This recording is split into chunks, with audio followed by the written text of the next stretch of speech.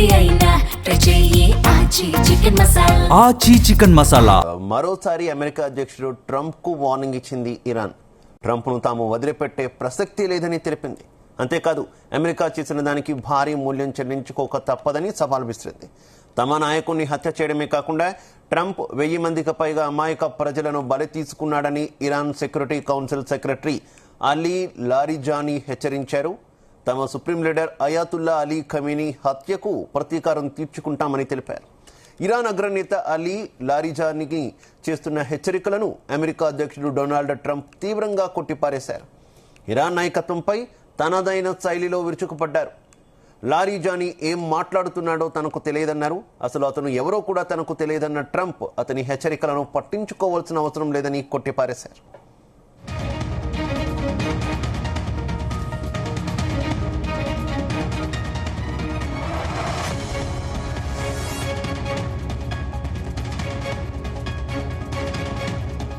మరోసారి అమెరికా అధ్యక్షుడు ట్రంప్ కు వార్నింగ్ ఇచ్చింది ఇరాన్. ట్రంప్ ను తాము వదిలిపెట్టే ప్రసక్తి లేదని తెలిపింది. అంతేకాదు అమెరికా చేసిన దానికి భారీ మూల్యం చెల్లించుకోక తప్పదని సవాల్ విసిరింది. తమ నాయకుడిని హత్య చేయడమే కాకుండా ట్రంప్ 1000 మందికి పైగా అమాయక ప్రజలను బలి తీసుకున్నాడని Iran security council secretary Ali Larijani హెచ్చరించారు. తమ supreme leader Ayatollah Ali Khamenei హత్యకు ప్రతీకారం తీర్చుకుంటామని తెలిపారు. ఇరాన్ అగ్రనేత అలీ లారిజానీ చేస్తున్న హెచ్చరికలను అమెరికా అధ్యక్షుడు డొనాల్డ్ ట్రంప్ తీవ్రంగా కొట్టిపారేశారు. ఇరాన్ నాయకత్వంపై తనదైన శైలిలో విరుచుకుపడ్డారు. లారిజానీ ఏం మాట్లాడుతున్నాడో తనకు తెలియదన్నారు. అసలు అతను ఎవరో కూడా తనకు తెలియదన్న ట్రంప్ అతని హెచ్చరికలను పట్టించుకోవాల్సిన అవసరం లేదని కొట్టిపారేశారు. ఇదే విషయానికి సంబంధించి మరింత సమాచారం మా చీఫ్ న్యూస్ కోఆర్డినేటర్ రాధాకృష్ణ అందిస్తారు. Radhakrishna. Good morning Shiva. Iran Israel మధ్య యుద్ధం పతాక స్థాయికి పోయిందని చెప్పవచ్చు. దాదాపు 10 రోజులు అవుతోంది. యుద్ధం ఎక్కడ కూడా ఒక ఎండ్ కార్డు పడే పరిస్థితి లేదు. మరింత దానికి పోను తీవ్రతరం అవుతుంది. అయితే ఇలాంటి తరుణంలో ఇప్పుడు Iran security council secretary Ali Larijani చేసినటువంటి వ్యాఖ్యలు ఇప్పుడు ఏదైతే ట్వీట్ చేశారో సోషల్ మీడియాలో ఎక్స్ ఖాతాలో పోస్ట్ చేసింది ఇప్పుడు సంచలనంగా మారిందని చెప్పవచ్చు. సో ఒక రకంగా ఇరాన్ అమెరికాపై ఎంత ఆగ్రహంగా ఉందనే దానిపైన ఈ లారీ జానీ ఏదైతుందో ఎక్స్పోస్ట్ మనకు స్పష్టం చేస్తుందని చెప్పి సంబంధించినటువంటి మా సుప్రీం అయినటువంటి అయతుల్లా ఖమేనీని చంపేశారు. అంతేకాదు 1000 మంది అమాయక ప్రజలను పొట్టున పెట్టుకున్నారు. అనవసరంగా యుద్ధాన్ని దింపి ఇజ్రాయెల్ తో చేతులు కలిపి మా పైన అమెరికా దాడులకు పాల్పడింది. సో ఖచ్చితంగా దీనికి మేము ప్రతీకారం తీసుకుంటాము. సో దీనికి డొనాల్డ్ ట్రంప్ బాధ్యత వహించాలి అధ్యక్షుడు. సో అతన్ని ఎట్టి పరిస్థితుల్లో వదిలిపెట్టాము. అదే సందర్భంలో అమెరికా ఈ దాడులకు ఎవరైతే అమాయకమైనటువంటి 1000 మంది అమాయకులను బలిగొన్నారు తమ ఇరాన్ పౌరులను, దాంతో పాటు అయతుల్లా ఖమేనీ హతమార్చినందుకు తగిన మూల్యం చెల్లించుకోవాల్సిందే అని చెప్పేసి కూడా పెద్ద ఎత్తున ఒక వార్నింగ్ ఇస్తూ ఇప్పుడైతే ఎక్స్ ఖాతాలో పోస్ట్ చేశాడు. ఇప్పుడు అది సంచలనంగా మారింది. అయితే నిన్న మొన్నటి వరకు చూస్తున్న పరిణామాల నేపథ్యంలో ఒకవైపు అమెరికా ఇరాన్ పూర్తి స్థాయిలో ధ్వంసం చేశాము. అసలు మొత్తంగా కూడా అక్కడ ఉన్నటువంటి వాళ్ళ యొక్క రక్షణ వ్యవస్థను అంతా కూడా చిన్నాభిన్నం చేశాము. సో ఒక యుద్ధ నౌకలను పొడగొట్టాము. అదేవిధంగా గగనతల వ్యవస్థను ధ్వంసం చేశాము. భూతల ఆర్మీని కూడా మొత్తం ఎక్కడికెక్కడ హతమార్చాము. ఇక ఇరాన్ సంబంధించి ఎట్టి పరిస్థితిలో ఇజ్రాయెల్ పై అమెరికా పైన దాడి చేసే పరిస్థితి లేదు అని చెప్పేసి కూడా ఒకవైపు అమెరికా ఇజ్రాయెల్ చెప్తుంది. కానీ దానికి భిన్నంగా ఈ రోజు ఈ లారిజానీ ఎక్స్పోస్ట్ లో మాత్రం దానికి భిన్నంగా ఉంది. ఎట్టి పరిస్థితుల్లో ఊరుకునేది లేదు. భవిష్యత్తులో దీనికి తగిన మూల్యం చెల్లించుకోవాల్సి వస్తుందని చెప్పేసి లారిజానీ కాసేపటి క్రితం ట్వీట్ చేశారు. ఇప్పుడు దీంతో ఇక ఇరాన్ మరింత దూకుడుగా వెళ్లేందుకు సిద్ధపడుతోంది. ఎక్కడ కూడా ఇరాన్ యుద్ధంలో వెనుకడుగు వేసే పరిస్థితి లేదు. చర్చలకు వెళ్లే పరిస్థితి లేదు. అదే సందర్భంలో ఇజ్రాయెల్ అమెరికా ఒత్తిళ్లకు తలొగ్గేది లేదని చెప్పేసి కూడా ఈ లారిజానీ ట్వీట్ ద్వారా మనకు అర్థమవుతుందని చెప్పవచ్చు. సో అంతేకాదు అమెరికా పైన ఆయన చేస్తున్న దాంట్లో ఎక్స్పోర్ట్స్ లో ఇప్పటి వరకు అనేక మంది అమెరికా సంబంధించినటువంటి ఏదైతే బలగాలు ఉంటాయో మిలిటరీ ఆర్మీ బలగాలను సైనికులందరూ కూడా మేము కొంతమందిని బదిలీ చేసుకున్నాము, కొంతమందిని హతమార్చాము. కానీ దీన్ని అన్ని కప్పిపుచ్చుకోవడానికి డొనాల్డ్ ట్రంప్ మాత్రం దానికి భిన్నంగా వివరిస్తున్నారు. ఒకరో ఇద్దరు చనిపోయి ఉండొచ్చు అని అనుకుంటున్నారు. కానీ దానికి భిన్నంగా అమెరికా పెద్ద ఎత్తున అమెరికా బలగాలకు సంబంధించిన సైన్యాన్ని మేము మట్టు పెట్టగలం, చాలా మంది బదిలీ చేసుకున్నాం, వాళ్ళ జైల్లో వేశామని చెప్పేసి కూడా అది లారిజానీ ఎక్స్ లో పోస్ట్ పెట్టారు. సో అమెరికా తమపై దాడులు చేయడానికి పొరుగు దేశాల గడ్డను ఉపయోగిస్తే వాళ్ళను కూడా మేము ఊరుకునే పరిస్థితి లేదు. ఎందుకంటే ఇది మా దేశ సార్వభౌమత్వానికి సంబంధించిన అంశము. సో అట్లా అని చెప్పేసి అమెరికాకు సహకరిస్తున్నటువంటి ఇతర దేశాలు ఆ ఇతర దేశాలు కూడా ఇరాన్ దాడి చేయడానికి ఎవరికి సహకరిస్తున్నారో వాళ్ళ విషయంలో కూడా ఖచ్చితంగా మేము ఎదురుదాడి చేస్తాము, వాటి అన్నిటిని కూడా వాళ్ళని కూడా శత్రువులుగానే పరిగణిస్తామని చెప్పేసి కూడా ఆ లారీజాని ప్రకటించిన పరిస్థితి కనబడుతుంది. సో మొత్తంగా కూడా ఈ ఇప్పుడు తాజాగా లారీజాని చేసిన ఏదైతే ట్వీట్ ఉందో అది ఒక రకంగా మాత్రం సంచలనంగా మారుతుంది. ఎందుకంటే చాలా క్లారిటీగా ఇరాన్ చాలా వ్యూహాత్మకంగా అడుగులు వేస్తుందా అనేది ఒక ఆలోచన కలుగుతుంది. దీనికి తోడు ఏదైతే లారీజానికి సంబంధించినటువంటి పోస్ట్ పైన కూడా అమెరికా అధ్యక్షుడు డొనాల్డ్ ట్రంప్ కూడా స్పందించారు. చాలా వెటకారంగా అసలు ఆ లారీజాని అంటోడు ఎవడో నాకు తెలియదు అన్నట్టుగా కూడా ఆ ట్రంప్ మాట్లాడిన పరిస్థితి. సో ఆ ట్రంప్ మరొకసారి నిన్న మొన్న చేసిన వ్యాఖ్యల్ని మరొకసారి వల్ల వేసిన పరిస్థితి కనబడతా ఉంది.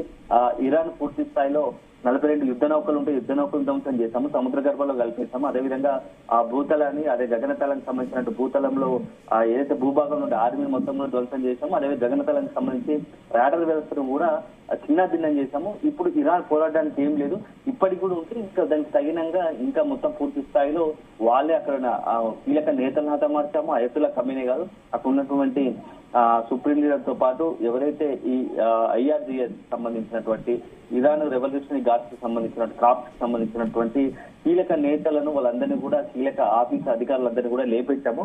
అయినా ఇంకా ఏదో ఇరాను ఇప్పటికే దాదాపుగా పూర్తి స్థాయిలో బెండాయాల్సిన పరిస్థితి, ఇక యుద్ధం చేసే పరిస్థితి లేదు. అయినా అట్లాంటి లారీజాని మాటలు పట్టించుకోవాల్సిన అవసరం లేదు అని చెప్పేసి కూడా ఇటు డొనాల్డ్ ట్రంప్ చెప్తున్న పరిస్థితి. అయితే ఇప్పుడు మొత్తంగా కూడా ఇప్పుడున్న పరిస్థితుల్లో ఈ యొక్క యుద్ధం మరికొద్ది రోజులు కొనసాగే అవకాశం ఉంది. కానీ అందరికీ ఒక అనుమానం, సందేహం ఏంటంటే ఇరాన్ ఎందుకు వెనక్కి తగ్గడలేదు ఒక అంశం అయితే, ఒకవైపేమో అమెరికా ఇజ్రాయెల్ అసలు వారం 10 రోజుల పాటు ఎట్టి పరిస్థితుల్లో ఇరాన్ కి ఎవరు సహకరిస్తున్నారు కాబట్టి మేము చేసే దాడులు, ఎందుకంటే అగ్రరాజ్య అమెరికా మొత్తంగా అత్యున్నతమైనది, ప్రపంచంలోనే అత్యున్నతమైన రక్షణ వ్యవస్థ, ఆయుధ సంపత్తి కలిగిన అమెరికా యుద్ధ రంగంలో దిగిన 10 రోజులు అవుతున్నా ఇరాన్ బెడ్ కాకపోవడంతో కొంత అనుమానాలు, సందేహాలు కలుగుతున్నాయి. అదే సందర్భంలో ఇరాన్ కూడా వ్యూహాత్మకంగా అదే స్థాయిలో గల్ఫ్ కంట్రీస్ మీద దాడులు పెంచుతోంది. ఇజ్రాయెల్ కు సంబంధించి అమెరికన్ టార్గెట్ చేసుకొని దాడులు పెంచుతుంది. ఎక్కడ బెండ్ అయ్యే పరిస్థితి లేదని చెప్తా ఉంది.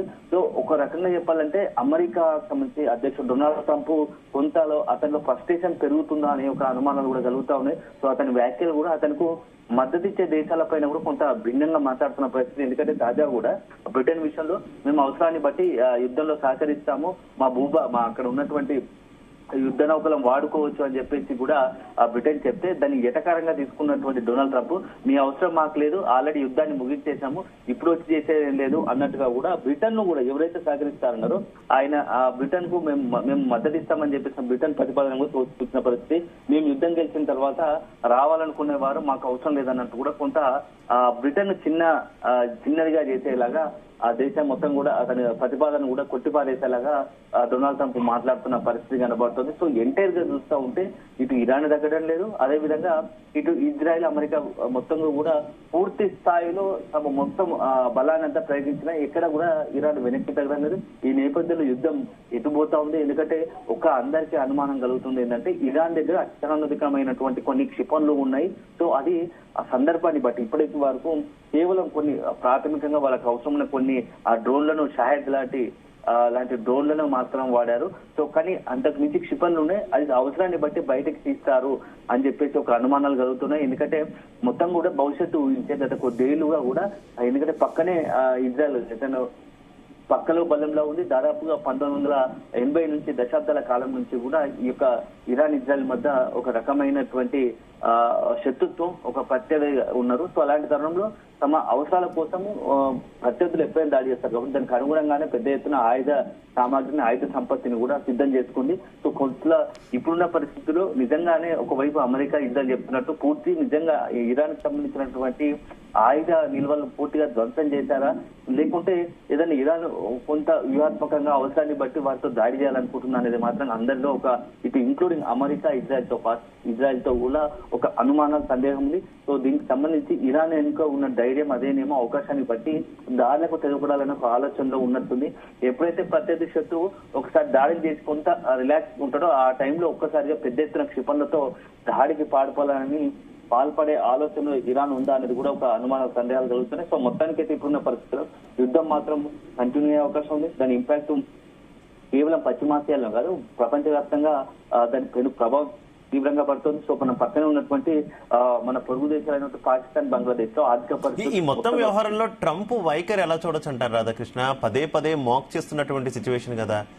ఇరాన్ అధ్యక్షుడు వచ్చి పొరుగు దేశాలకు క్షమాపణలు కూడా చెప్పిన కొద్ది సమయానికే ఇరాన్ వచ్చి కొంత వెకిలిగా వెటకారంగా వెక్కిరిస్తూ మాట్లాడిన సిచ్యువేషన్ చూస్తాం. దాంతో మళ్ళీ వెంటనే ఇరాన్ పొరుగు దేశాల మీద అటాక్ చేసినటువంటి పరిస్థితి. అలాగే ఇందాక మీరు ప్రస్తావించినప్పుడు కూడా యూరోప్ విషయంలో కూడా యూరోప్ను కూడా కొంత వెకిలిగా మాట్లాడుతున్నటువంటి పరిస్థితి కదా. ఈ మాకింగ్ని ఎలా చూడాలి? ఖచ్చితంగా డొనాల్డ్ ట్రంప్ వైఖరే రెండోసారి అమెరికా అధ్యక్షుడుగా రెండోసారి అధికారంలోకి వచ్చిన తర్వాత, రెండోసారిగా బాధ్యతలు చేపట్టిన తర్వాత అతని తీరు కావచ్చు, అతను మాట్లాడుతున్న ఆ మాటలు కావచ్చు, అతను వివరించిన తీరు మొత్తం కూడా ఒక రకంగా గందరగోళంగా ఉంది. ఎందుకంటే చాలా దేశాలు కూడా అతని ప్రవర్తనతో అతని అంటే ద్వంద్వ వైఖరి చాలా సందర్భాలు. ఒకవైపు ఏమో అమెరికా నాకు, భారత్ నాకు మంచి మిత్రుడు, నరేంద్ర మోడీ మంచి మిత్రుడు, మాకు మిత్ర దేశం అని చెప్తూనే ప్రపంచంలో ఎప్పుడూ లేనంతగా ఎవరిపైన ఏనంతగా అత్యధిక సుంకాలు భారత్ పైన వేస్తుంటాడు. అదే సందర్భంలో మరోవైపు నేను శాంతి దూతను, మొత్తం ప్రపంచంలో ఇతర దేశాలకు సంబంధించినటువంటి పలు దేశాల మధ్య యుద్ధాలు నడుస్తుంటే నేను ఆపగలిగాను, నేను శాంతి సందేశం ఇవ్వాలనుకున్నాను, ప్రపంచంలో శాంతి నెలకొల్పాలనే ఉద్దేశంతో ఉన్నాను, నాకు నోబెల్ పీస్ అవార్డు ఇవ్వాల్సిందే అని చెప్పేసి కూడా ప్రకటించుకున్న ట్రంప్, అదే ట్రంప్ ఇప్పుడు ఇరాన్ పై యుద్ధం దిగుతున్న పరిస్థితి. అంటే ప్రతి మాటలోనూ చేష్టల్లోనూ అతను మాట్లాడే మాటకు చేసే చేష్టకు ఎక్కడ కూడా పొంతన ఉండదు. సో అది కేవలం ప్రత్యర్థులే కాదు, మిత్రులకు సంబంధించి కూడా. ఎందుకంటే ఒకవైపు బ్రిటన్ మొదటి నుంచి కూడా అవసరాన్ని బట్టి యుద్ధంలో మేము కూడా మీకు సహకరిస్తామని చెప్పేసి ఇజ్రాయిల్కు అమెరికాకు బాహటంగానే యుద్ధం మొదలైనప్పటి నుంచి కూడా ప్రకటిస్తూనే ఉంది. అలాంటి బ్రిటన్ కూడా చాలా తేలికగా తీసిపారేసినట్టుగా అవమానపరిచేలాగా ట్రంప్ వ్యాఖ్యలు ఉన్నాయి. సో ట్రంప్ విషయంలో మాత్రం కొంత ఒక రకమైన చివరాఖరుకు అమెరికా అధ్యక్షుడు డొనాల్డ్ ట్రంప్ నమ్ముకున్నటువంటి ఇజ్రాయెల్ పరిస్థితి కూడా కొంత తీరా అవకాశం బట్టి గందరగోళ పరిస్థితి ఏర్పడే అవకాశం కూడా లేకపోలేదు. సో మొత్తంగా కూడా అతని వ్యవహార శైలి కొంత భిన్నంగా ఉంది. సో రెండోసారి అమెరికా అధ్యక్షుడు అయిన తర్వాత అతని నిర్ణయాలు మరింత కూడా కొంత హాస్యాస్పదంగా, ఒక రకంగా కొంత విచిత్రంగా ఉన్నాయని చెప్పడానికి ఒక చాలా అనేకమైనటువంటి అతను తీసుకున్న నిర్ణయాలని చెప్పవచ్చు. ఒకవైపు ఏంటంటే మొత్తం ప్రపంచవ్యాప్తంగా ఆయా దేశాలపైన విధించే సుంకాలు కావచ్చు, యుద్ధం విషయంలో కావచ్చు, లేకపోతే ఇతర దేశాలకు సంబంధించినటువంటి వ్యవహారంలో ఏలు పెట్టి యుద్ధాన్ని నేనే ఆపామని ఒకసారి, అసలు నేను ఆపకపోతే చాలా మంది చనిపోయేవారని ఒకసారి, ఇట్లా ఇష్టానుసారంగా తన మాటలకు చేతులకు పరిస్థితి కనబడుతుంది. సో ఓవరాల్ గా ఇప్పుడున్న పరిస్థితుల్లో డొనాల్డ్ ట్రంప్ రాబోయే రోజుల్లో అతను తీసుకునే నిర్ణయాలు మాత్రం ఖచ్చితంగా అమెరికాతో పాటుగా ప్రపంచ దేశాలపైన పెను ప్రభావం చూపే అవకాశం ఉంది. సో ఈ మొన్నటి వరకు ప్రశాంతంగా ఉన్నటువంటి పశ్చిమాసియా దేశాలు గత ఏడాది జూన్ లో మొత్తం జూన్ 24 రెండు ఇజ్రాయెల్, ఇరాన్ మధ్య కాల్పుల విరమణ ఒప్పందం జరిగింది. సో అంతా ప్రశాంతంగా సద్దుమణుగుతున్న తరుణంలో మరొకసారి జెనీవా వేదికగా అమెరికా ఇటు ఇజ్రాయెల్ రెచ్చగొట్టి అదే సందర్భంలో ఇరాన్ కు సంబంధించి వార్నింగ్ ఇస్తూ మీరు అణు ఒప్పందానికి ముందుకు రాకపోతే ఖచ్చితంగా దాడి తీస్తామని చెప్పేసి ఉన్న ఫలంగా అసలు కనీసం 10 రోజుల గడువు అనగానే వెంటనే అంటే ఒక వ్యూహాత్మకంగా ప్లాన్ గా ఇరాన్ సిద్ధం లేకుండా ఇరాన్ ఎట్లా యుద్ధానికి సిద్ధలేదని తెలుసుకొని వ్యూహాత్మకంగా అడుగులు వేసి ఏకదాటిగా ఇజ్రాయెల్ తో చేతులు కలిపి ఇటు ఇరాన్ పై దాడికి పాల్పడడం, అదే సందర్భంలో ఇరాన్ కు సంబంధించినటువంటి అయోధ్య కమిటీతో పాటు ఇతర 40 మంది కీలకమైనటువంటి వ్యక్తులు చనిపోవడం జరిగింది. సో దీనికి ప్రతీకారంగా ఇరాన్ కూడా దాడులు పెంచింది.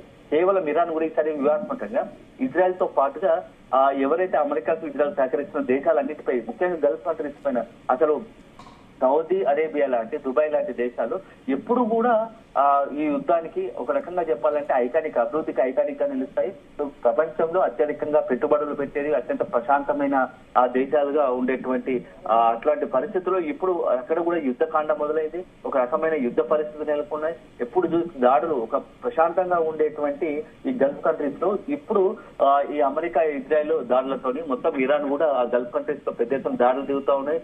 సో గతంలో ఎప్పుడు ఎరగని పరిస్థితులు ఇప్పుడు గల్ఫ్ కంట్రీస్ ఫేస్ చేస్తున్నాయని చెప్పవచ్చు. కేవలం అక్కడ ఉన్నటువంటి, ఎందుకంటే దాదాపుగా గల్ఫ్ కంట్రీస్ చాలా మంది విదేశీయులు ఉంటారు, వాళ్ళందరి భద్రతకు ఇప్పుడు ప్రశ్నార్థకమైంది. అదే సందర్భంలో గల్ఫ్ కంట్రీస్ అత్యధికంగా ఆదాయ వనరులు అయినటువంటి చమురు తేదీలను టార్గెట్ చేసుకుని ఇరాన్ దాడులు పడుతుందో పరిస్థితి ఈ భవిష్యత్తులో ఎటువైపు దారి తీస్తుందని చెప్పేసి ఒక ఆందోళన మొత్తం ప్రపంచ దేశాలకు ఉందని చెప్పవచ్చు. Right, okay, thank you.